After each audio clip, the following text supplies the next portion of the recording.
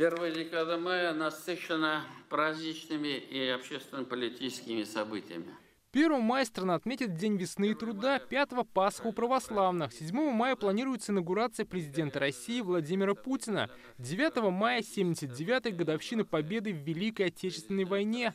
Рустам Минниханов подчеркнул, в Татарстане всенародный праздник отметят на самом высоком уровне. Есть там решение некоторых регионов, что не время, ну как не время? Победа, она бывает после войны.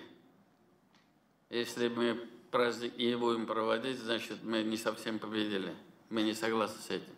Обязательно проведем, как бы ни было. А для этого повода нет не проводить, Асад Ахмедович.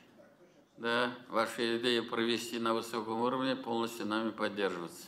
Рустам Минниханов отметил значение георгиевской ленты. Уже сегодня участники совещания пришли с символом победы на груди. К празднику в Татарстане раздадут более 300 тысяч ленточек.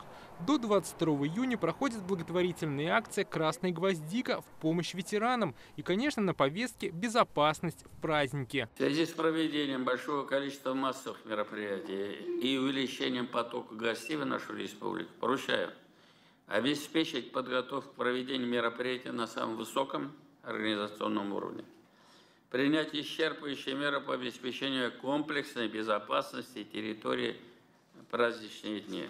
Традиционно в майские праздники татарстанцы откроют дачный сезон. Рустам Минниханов напомнил, с 22 апреля действует особый противопожарный режим, пока до 12 мая.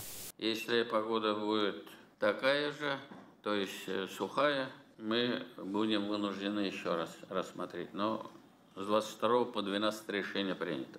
Запрещается сжигать сухую траву и мусор, готовить шашлыки на территории населенных пунктов и садовых товариществ. Органам пожарной охраны и местного самоуправления Раис поручил усилить профилактическую работу с населением. Также он остановился на теме вывоза ТКО. Стало больше жалоб от жителей на мусор и стихийные свалки. Рустам Минниханов обратился к руководству Минстроя. Это надо побороть, Марат Мансурович.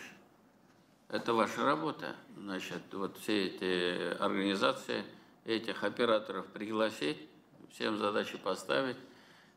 И экологи, и лесники, слаженно мы должны эту работу. Раис отметил, проблема мусора актуальна каждую весну. До конца мая в республике продолжается санитарно-экологический двухмесячник. Дмитрий Аверин, Лина Зинатульна, Марат Хусейнов, ТНВ, Казань.